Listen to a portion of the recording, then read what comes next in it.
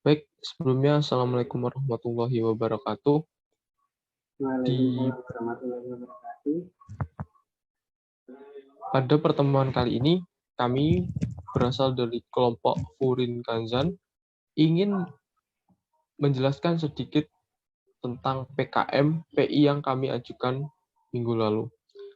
Lalu kami mengajukan PKM PI dengan judul Penerapan Sistem Monitoring Kualitas Air Tambak Udang Faname berbasis IoT di Kelurahan Karangrejo.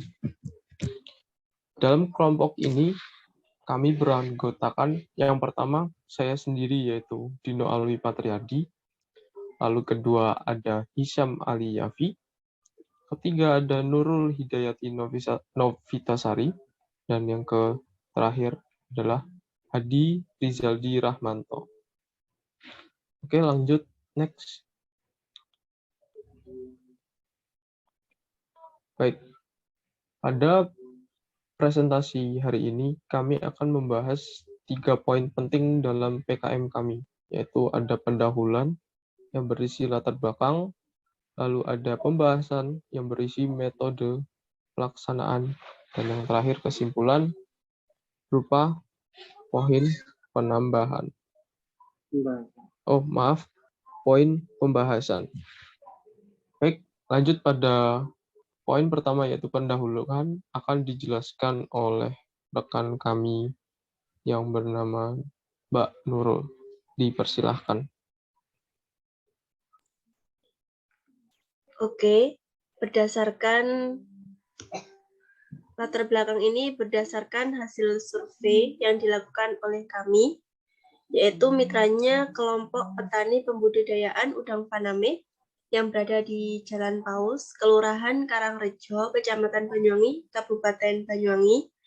Wilayah tambaknya berada berdekatan dengan pantai Pulau Sonten, sehingga mudah mendapatkan air untuk pengisian kolam tersebut. Seperti yang kita ketahui, Banyuwangi ini salah satu pemproduksi budidayaan udang faname yang di pasarannya harganya cukup tinggi. Perawatan udang faname itu yang susah membuat ketersediaan di pasaran menjadi susah. Hal ini disebabkan udang faname butuh perhatian ekstra kondisi airnya karena gampang terkena penyakit dan stres jika kondisi air tidak dipantau. Oleh karena itu, kami mengajukan sebuah solusi di mana petani harus selalu mengontrol keadaan air seperti tingkat pH, kandungan anomia, suhu air, kejernihan air, dan kandungan oksigen. Sedangkan para petani biasanya hanya menggunakan ilmu alam tanpa ada data secara real untuk membaca kondisi air di tambak. Kesulitan kedua, petani harus selalu berada di tambak untuk mengontrol kondisi air tambak. Kesulitan lain, jika terjadi perubahan cuaca secara mendadak seperti hujan lebat, maka petani harus segera mengkondisikan keadaan air secara cepat, sedangkan petani tidak sepenuhnya berada di tambak untuk mengontrol kondisi air. Berdasarkan pemahaman tersebut, kami menawarkan solusi yang dapat memonitoring suhu pH, kadar garam, kadar oksigen air pada tambak udang faname secara sistematis menggunakan teknologi sensor berbasis Arduino.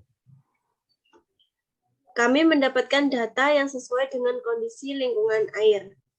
Data-data tersebut akan dikirim ke monitor yang akan menampilkan nilai suhu pH, kadar garam, dan kadar oksigen, sehingga petani dapat mendapatkan informasi perubahan air yang akurat untuk melakukan tindakan cepat mengembalikan keadaan air tambak menjadi optimal kembali. Jika kondisi air selalu terpantau dengan baik, maka produksi udang faname akan maksimal. Selanjutnya, pembahasan yang akan dibahas oleh Hisham. Baik, terima kasih. Pembahasan dari permasalahan yang telah kami dapatkan dari permasalahan tambak udang faname. Yang pertama, kita membuat alur buat menemukan solusinya. Yang pertama, kita merencanakan kegiatan. lalu mencari solusi bersama.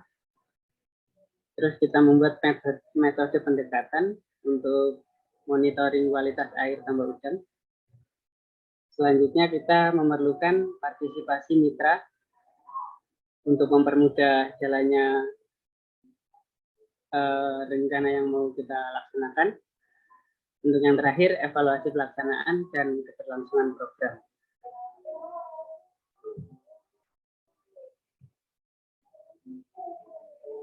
Untuk solusi sendiri, kita menemukan beberapa solusi. Yang pertama, membuat konsep berupa alat yang dapat memonitoring kualitas air tambak dengan mudah dan tepat, dengan data-data yang sesuai yang telah dijelaskan oleh Mbak Mayang tadi. Yang kedua, membuat sistem yang dapat memonitoring kualitas air tambak yang dapat berjalan secara real time. Lalu untuk pendekatan, seperti yang saya jelaskan sebelumnya, yang pertama ada identifikasi masalah, yang kedua ada perancangan teknologi, yang ketiga sistem monitoring berbasis IoT menggunakan Arduino, yang keempat pendampingan dan pelatihan mitra, yang kelima evaluasi dan keberlangsungan program. Partisipasi mitra yang dimaksud, yang pertama, mitra bersedia melaksanakan kegiatan pelatihan. Yang kedua, mitra bersedia memberikan informasi terkait kebutuhan teknologi. Yang ketiga, mitra bersedia menyediakan tempat untuk penerapan teknologi yang akan kita buat. Untuk selanjutnya akan dijelaskan oleh Mas Dino.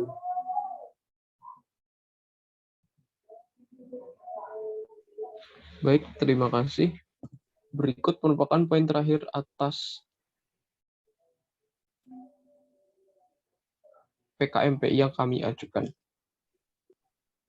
Dari permasalahan yang ada, kami dapat menyimpulkan bahwasanya untuk membantu para petani mempermudah melakukan monitoring terhadap kualitas air tambak dengan meningkatkan akurasi terhadap suhu, pH, maupun kadar garam dan kadar oksigen air pada tambak udang faname secara tersistematis dengan menggunakan teknologi berbasis Arduino Uno. Jadi, judul yang kami ajukan itu mengacu pada petani udang agar dapat mengontrol pH air sehingga produksi udang faname dapat meningkat dan mengurangi akan resiko kejadian rugi dalam panen udang. Baik, sekian dari presentasi kelompok kami. Kurang lebihnya mohon maaf. Assalamualaikum Assalamualaikum warahmatullahi wabarakatuh.